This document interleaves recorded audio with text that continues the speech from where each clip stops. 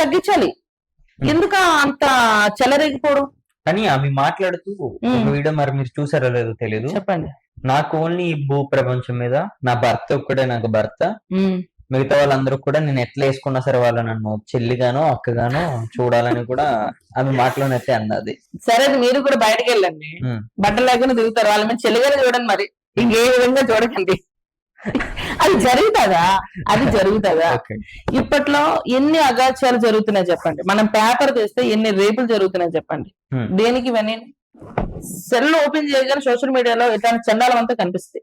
ఆ చండాలను చూసి వాళ్ళు మైండ్ డైవర్ట్ అయ్యి వేరే వేరే వేషాలు వేస్తున్నారు.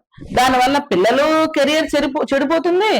ఆడవాళ్ళ మీద ఇది ఏంటబ్బా, ఇది కొంచెం మంచి బట్టలు వేసుకోవచ్చు కదా, ఇలాంటి అసభ్యత ఆలోచనలు, ఇది పద్ధతి కాదు. ఓపెన్ గా చెప్పాలంటే వేసుకో, కానీ there is a limit for anything. ఎంత చూపించాలో అంత చూపించు, మరి ఎక్కువ చూపించిన అవసరం లేదు.